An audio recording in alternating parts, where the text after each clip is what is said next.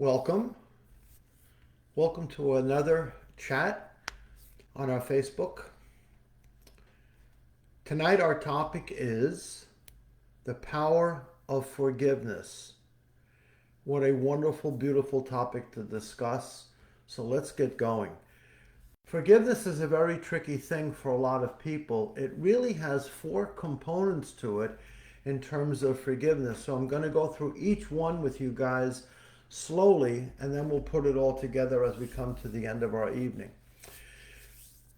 First, forgiveness. There is someone that you personally have harmed. You've done something that has wounded another person, hurt another person, made another person very upset with you, disappointed in you, generating within that person a sense of distrust, embarrassment, whatever the variation may be. But as a person, we have done something to offend the other. Of course, within us, under most normal conditions, you recognize what you've done. Perhaps you were in a very bad mood, perhaps you were under the influence, whatever it may be, but you generated a harm towards another person. And that person being important to you, and even if they were not that important to you, for just a stranger walking down the street or on the train, or you're just in a gift shop buying something for a holiday present or something, and you walk in, you bump into somebody and you knock them over, you look over and you shrug, something along these lines, or you've told someone that you would commit to something and you don't even bother showing up. Whatever the situation is, can create in other people, especially if they're close to you, a real sense of hurt. Like, you really hurt me by what you've done. Why did you do that, right? And most people, not all, but a high percentage of people usually will take accountability of themselves. They will say, boy, what a bubblehead I was. I had too much wine. I was upset at work. I didn't mean to do it. I was stuck in traffic for 2 hours. I had a really bad day. And I'm sorry that I overreacted. And under normal conditions, the other person will either recognize that because they probably have done it themselves to somebody else, or they kind of care about you and they know your overall personality is not harmful like that. And they kind of say, okay, I forgive you, but you got to be careful when you talk to me because you really did something silly, right? So that's the first thing. But what I'm driving at is this. When you hurt somebody else or you wound somebody else, you also empower them, because when you turn around and then ask them for forgiveness, right? You're asking them to forgive you. They become indirectly kind of like a judge and jury, and they can sit back and say, aha, I now have this person who loves me and I love them, but they've kind of put themselves in a weakened spot with me, and that makes me feel stronger. And they've asked me to forgive them, much like a king sitting on a throne deciding the fate of one of the lower class peasants in his court. And the king says, okay, today I will absolve you, go back home, don't do it again. And another kind of a king could turn around and say, send them to the gallows, I don't want to hear about it, get rid of them and dismiss them. And it becomes a permanent wound that exists between the one you've harmed and yourself. And the one that you have harmed can tell other people, look what they've done to me. They're not the kind of a person you thought they were. They cause harm to other people, and be careful. And that sense of wound can really spread out. Now, if the person you've harmed is familiar with you, knows your basic nature, they, of course, in most cases, will turn around and say, okay, I forgive you, just like I just mentioned. Just be careful, just don't do it, right? You were just out of line, you were disrespectful, don't do it. Now, that's a casual harm. I'm talking about a casual harm. There are egregious harms that people can do: stealing money, they have infidelity, they have lied at work, they have signed documents that shouldn't have been signed. Their behavior is one of really over the top behavior where they really have caused not a temporary wound or an unpleasant feeling, but they really caused damage. And then that person goes back and asks for forgiveness. And it becomes almost impossible for the other one that you've wounded. They see you not as the person they thought you were, but they see you as a person who is just asking for forgiveness for yourself, not really concerning yourself about what you've done to them, right? This happens a lot, by the way, with people who are in recovery programs. They're under the influence of drugs, or they're under the influence of alcohol, or perhaps they have great stress mentally from gambling debts or something. And in the throes of that addictive process, they really act out and really do some crazy, crazy stuff. Robbing jewelry, robbing cars, attacking people. It can really get out of line. And there's a point at which in recovery programs where the person who has caused the harm is then given an opportunity, if the family is willing, to share what the harm did to them. The person that did the harm is asked to basically do several things, but the two big things they are asked to do is, first, acknowledge to yourself that you did in fact do this. Don't mix words. Don't make believe you didn't do it. Don't try to rationalize it. Yes, I stole your wristwatch. Yes, I brought it to the pawnbroker.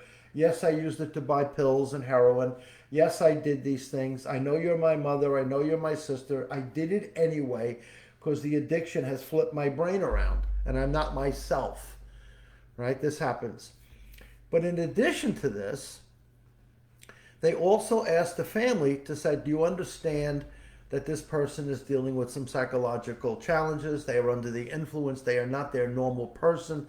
They're being driven by the dark side, as it were. And you're asking them to forgive you. If they are willing to forgive you, you have to show the next step because you've admitted you've made the mistake. The next step is an apology, and you come from the deepest place in your heart and soul and you offer the apology. And then the third thing is you make the amend. The amend meaning you no longer repeat the behavior, and if it's driven by alcohol, drugs, or some other variations, you're willing to commit to a recovery program to show the people that love you that you're serious about getting things right. And over time, over behavioral change, forgiveness can come about, and it is very freeing. So the first kind of a forgiveness is when you've done something to other people, you're asking them to forgive you, and if the situation allows for it, if it calls upon it, forgiveness can be very healing. If they don't forgive you, that is on them at that point, and they may feel very justified about not forgiving. They just say, we can't let this go. It's just too much. For yourself, you say, I've done all I can do. I've come clean. I've apologized. I make amends. I don't drink. I don't drug. I don't do crazy things. I'm going to live my life the best I can. I'm sorry for what I've done. Perhaps one day you will find the peace enough inside of you to see my change and see how sorry I am, and please consider forgiving me. So that's kind of phase number one, right? But at the bottom line of that, the one that's done the wounding, I'll use myself. I've hurt you. You have become now my judge and jury, and you can kind of dictate back to me if you're going to forgive me or not. And if the relationship is significant and serious, and the person you really love and care about that you've hurt never forgives you or doesn't want to forgive you, it's going to take time and deep resolve to move past that wound. That is a very tricky situation. So I'm not here to throw bouquets at you guys. If you've really hurt someone seriously like that, they are entitled to distance themselves from like a hot flame that is always burning them. And I think you guys certainly can relate to that on some level, right? In reverse now, someone has hurt you. You're living a regular life, you're raising your family, you're living alone, whatever the variation is, and someone comes in and they borrow money from you, and you're generously hearted, and you say, here's $100, I would appreciate it back on your next payday. And 6 paydays go by and they don't even call you or talk to you. And you bump into them and you say, I thought you were going to pay me back the $100. And they say, well, I don't have time for that right now. I can't be dealing with this. And they've hurt you. Or they've done something to one of your children, or they've done something to a family member, and you're really angry, really upset. right? I don't mean hurt your child, but they may have made a nasty comment. They may have laughed when the child fell. They may have done something that wounded the child's feelings. And it could be someone close, like your brother, your sister, your ex-husband, somebody, or ex-wife for that matter, of course. And you say to them, you've really hurt me. And they come to you and they say, I did. I'm really sorry about that. I was not myself. I really lost control of my patience. I lost control of my temper. I really, really did not act well. I'm sorry. And you then become the judge and jury of them. And for certain people, that becomes very empowering. You feel like you have this great authority over somebody now because they're begging you for forgiveness. And you sit back inside your internal palace and you say, I may not forgive them yet. I may let them dance on the string for a while. Or, I'm not ready to forgive you yet. Get the hell out of my house. I'll let you know when I'm ready. And that is the other side of this dark side of the forgiveness process. Because when many people are asked to forgive, they don't want to offer it. But often people are very willing and very quick to ask for forgiveness, but they're not so easy to offer forgiveness. There's both sides of this proverbial coin. So the first two is you wound somebody, you're asking them to free you of the guilt that you have. On the other side, they've hurt you and they're asking you to free them of the guilt that they have created within themselves. And they're laying it at your feet saying, excuse me, please forgive me. Please forgive me. Those are the first two, right? Those are the first two. The third one is very tricky for people. And this is the God of your understanding, whatever that may be, right? You may have some relationship with the divine. This is not a religious talk, of course, but most people, not everyone, but most people, have some reference to a higher power, a God of their understanding, whatever variation that may take, right? And people say, Father, God, Allah, Buddha, whomever that person may be, whoever that essence may be, they say, please forgive me for what I have done. I came out of a Christian Catholic culture. The confessional booths growing up as a child are still existing today. They've been modified to some degree on how it's conducted. But even back when I was a little boy, I walk into this dark booth with a little slide door, and sitting across would be a man I never really knew. It's a priest. I know him from the altar, but not from a personal relationship. And I'm supposed to tell that man everything I've done wrong and beg for forgiveness, because he's representing the God of my understanding. And he will turn and say, young Robert, my son, something like this, do 6 prayers, do 7 prayers. I want you to volunteer at the convent for a weekend, mowing the lawn. And when you do all of that, your sins will be forgiven, your faults will be forgiven. And this would go on in my Catholic education, and I'm not criticizing it in any way. Please don't misunderstand me, I'm not. But this would go on every Friday before we went to Holy Communion on Sunday Mass. And we were monitored to see who would go to confession and who would not. And that's the way I was brought up, and many of my friends were brought up under the same idea. And other friends of mine from the Jewish traditions and other traditions have variations very similar. That we don't want to offend the God of our understanding in our behavior, the 10 commandments. We do not, those 10 commandments. Commandments mean God is commanding you not to lie, not to murder, not to cheat, not to steal, not to offend. Right? It's written in the rules of God, so to speak. And if you follow a faith system of any type, you're going to throw yourself in front of the altar and you're going to say, Father, please forgive me. And you're hoping that there is some sense of this forgiveness, but you really don't know for sure. You want to believe it, and the priest may say it, or the Rebbe may say it, or the mullah may say it, but at the end of the day, you may feel, hopefully I don't, offend God too much, and I wind up going to a place other than heaven when I'm called home. And that movement within your personality is not dictated so much by your own moral system. It's dictated a little bit more by the fear of retribution should you fall apart or do silly things or say silly things or act in silly ways. For some people, they could care less about that. They have no relationship with the divine. They don't really care about what they say or what they do in the world. They all just say, God is nothing but a fantasy. It's all just nonsense. and they do what they do, and whatever consequences or punishment or guilt or whatever they feel, they just take it. It doesn't really matter to them. But those are not really the run-of-the-mill average folks. They have a sociological, psychopathic, sociopathic behavior where they are kind of divorced to some degree from accountability to behavior. They can cause wounds and do different things, and they really don't have a reaction to it. It's really not that important to them. But I'm not talking about those people. They have a separate conversation for them. But for the average mainstream person who was shoplifted, the cashier at the deli didn't charge you enough, and you're ahead by $20, right? And you say, am I going to tell her or not tell her? I'm not telling her. I spend enough money here. And you walk out and you just justify it and you go on and do it. But yet you've stolen from the deli, or you've caused that cashier to, when the ledger is done at the end of the day, the owner says, hey, you're short $20. It's coming out of your pay. And for a young high school kid, $20 out of their pay is maybe half their paycheck. And you've caused a harm to somebody that you thought was trivial, but for that person, it's a big deal. So we pray, or we ask, or we kneel, or we stand, or we daven, we do something to the God of our understanding and say, hey, please forgive me. I'm a bit of a bubblehead. I didn't act in the way I should have. I'm sorry.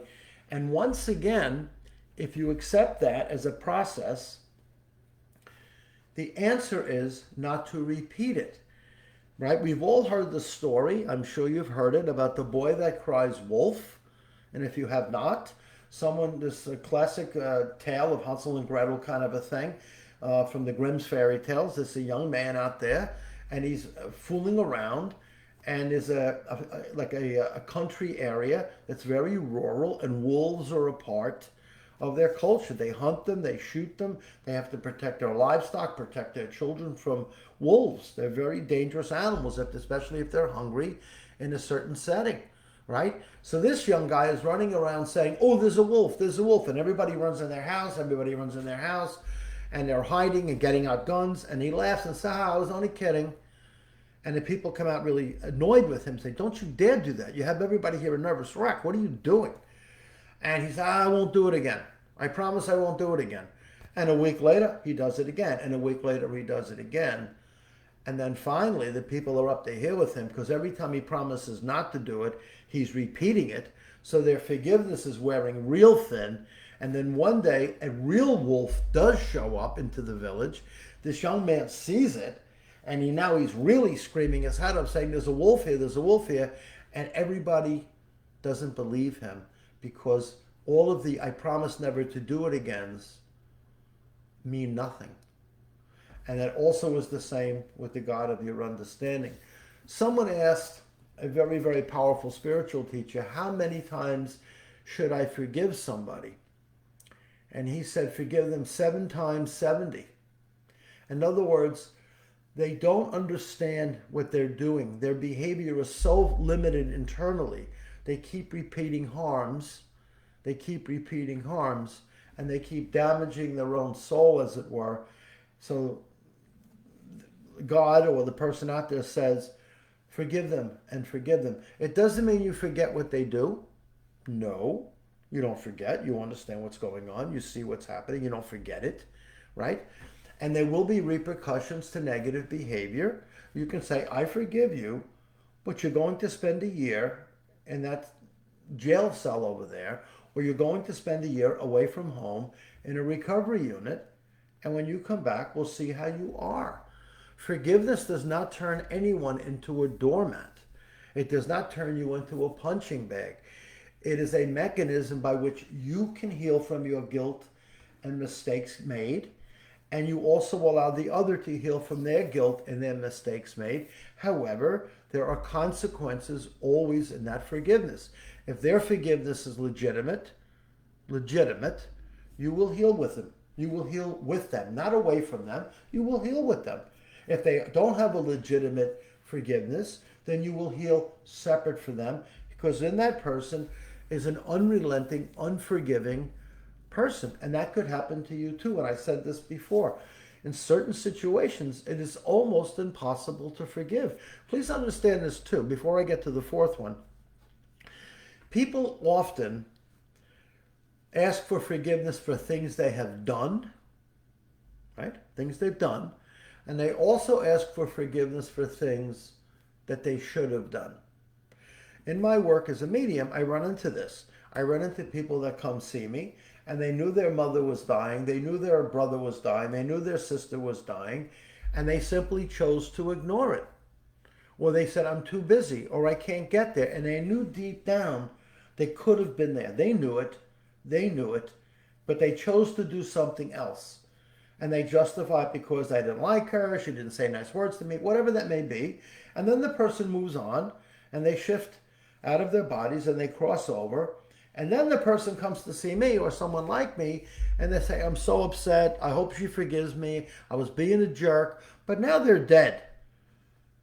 Now they're dead.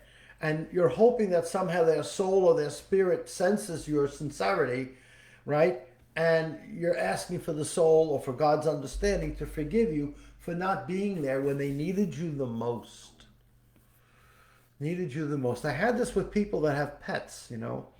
And I've written about this actually. And I've met people that have a beautiful dog or a cat or a horse or whatever animal that you love. And the animal's been loyal to you to its whole life. And the animal is looking for you. We're in the vet's office. And they have two outside strangers holding them down, giving them an injection that will send them to over the Rainbow Bridge. And the one they love so much, they devoted their life to, is out in the waiting room because it was too hard for them. And then when their pet crosses over, they cry out to their pet and say, please forgive me for not being there. It was too hard for me. Do you know who it was hard for? The animal that was dying, that was desperate to see you one last time. And they didn't have the voice to call to you. All they could do was go silent and know that you were not with them when they needed you the most. Right? Some people really punish themselves over that. But we are humans. We make mistakes. Our emotional system, our fear factor, the environment that we're in, pressure from other people, the worry, all of that can factor into it and somehow have you behave in a way that under normal conditions a very loving, good person would not do that. Right? In your heart and soul, you know you would always take care of this animal. You always took care of your beautiful cat. You always took care of it. But the moment that death was coming, it was just over the top. And you had to withdraw. Right? And I'm not judging you. There's no judgment here. But that animal needed you. And you might cry out and say, I'm sorry for what I've done. If that call out is sincere, if you really mean it from your soul, it will be received and you will know deep down that it has been heard and there will be a shift within you where you'll come to peace. The only time you really don't come to peace with that is where you know deep down that your apology is not sincere. It's more mouth and words than heart and soul, right? So when you're asking for forgiveness of somebody else, or when someone's forgiving you, right, like that, or you're forgiving somebody else, or you're looking to the heavens, to the God of your understanding, don't repeat the harm. Be honest about it. Be sincere about it. Understand that you too, like every human that walks on this earth, has our flaws, our mistakes, our warts, and our scars. And lastly, the last one I want to just chat about is forgiving yourself. There's no God involved in this necessarily. You haven't harmed another person. You haven't wounded anybody else. But you know within yourself things that you have done that other people aren't even aware of. They're not even aware of it. And you yourself know inside the hidden secrets that have caused you to twist in knots, turn in your seat. Know that you've done harms to people that no one is aware of. So you really have no one to apologize to out in the world because no one knows. The God of your understanding knows. And he, she, or it is patiently waiting to hear what your soul has to say about it. But some people continually to do it. They continue to hurt themselves, hurt themselves, hurt themselves, hurt others who don't know who's hurting them. Things like this, right? And before you know it, you're beginning to build up. You're stacking up grief. You're stacking up fear. You're stacking up frustration. You become full of anxiety. You become full of discomfort. Often people that build up this terrible lack of self-forgiveness find themselves going back into alternate behaviors where they medicate themselves, or they're going to sleep 12, 15 hours a day, or they don't want to go out of the house, or they reject friendships, or they spend all day in movie theaters or watching television because they just can't accept what they've done to the other people that they don't know about, though, but you know what you've done. And you sit there and say, oh my God, oh my God, oh my God, oh my God, right? So that person has a very hard time forgiving themselves. And I meet people, for example, who had an opportunity to go to college or get a trade school or something, and they had the chance, and people were trying to get them to go, and they said, I'm not listening to you. And then a few years later, they realized they're having real financial troubles. They said, I could have had a shot. My uncle offered me a chance to become an apprentice in an electrical company or something, and I could have done it. I could be very comfortable right now in my world with business, but instead I'm working 3 jobs and I'm trying to scrap it, and I can't forgive myself for making those bad choices. I married somebody I never should have married. They told me not to marry her, but I was driven by passion. I had to have this woman, and the next thing I know, 6 months later, a year later, she's left me for somebody else. I was told not to do it. I still did it. I broke my own heart and soul. I can't forgive myself for making such a bad choice.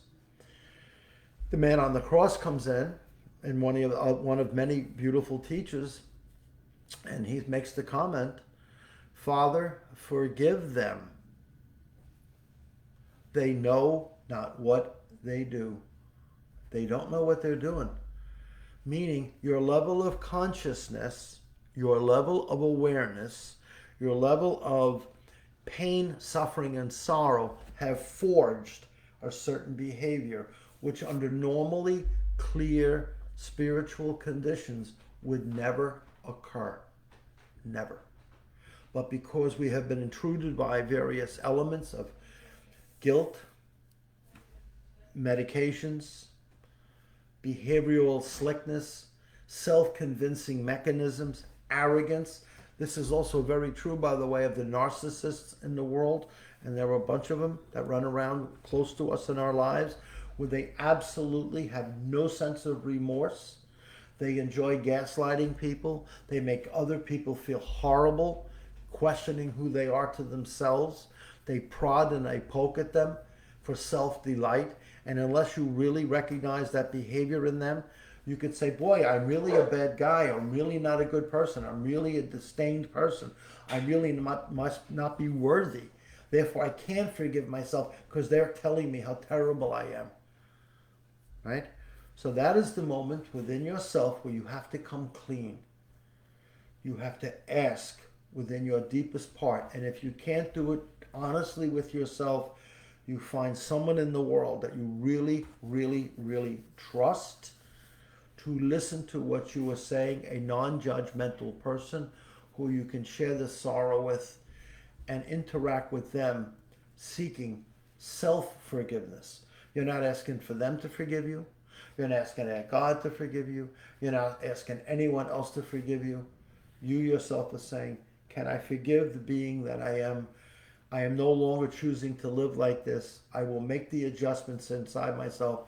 I am sick and I am tired of going to bed, punishing myself over and over and over again for something that has happened many, many eons ago, many weeks ago.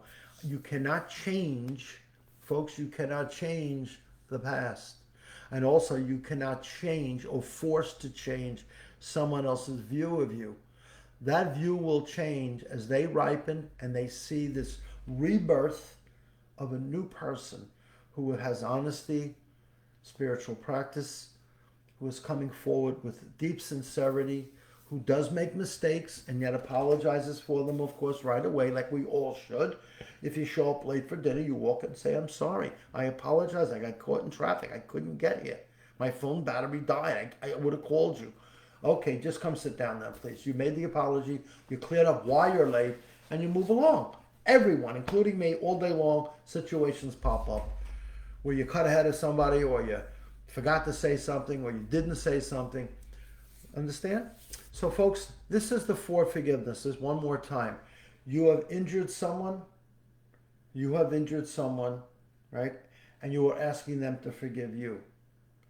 They have injured you, you have been harmed, and they now ask you to forgive them, which can make muscles pop and make you very powerful. I'll let you know. Third is the relationship with the God of your understanding, the all-seeing, all-knowing consciousness that lives within each person. As your connection to the source of your life. It reverbs, it vibrates based upon how you are. How you are. And fourthly, is your own self, which are the shoes you walk in, the pants you pull on your legs, the shirt you pull over your head. It is you, the man or the woman in the mirror, the person you see. Can you look them in the eye and say, I am doing the right thing? And if you cannot, why not? Right? Do the next right thing. It is very, very simple, actually, when you make a decision to choose to do the right thing. And it's also a very simple tool not to do the wrong thing. They are very different. You can take action and do the right thing, or you can opt not to engage yourself in behavior that will cause harm to you and others. That is a mature person that is rising and expressing their consciousness in a really beautiful, forgiving way. And it may sound a little flowery, but those kind of people begin to radiate a calmness, a peace, of self-acceptance, and most importantly, self-love. Thank you all for joining me.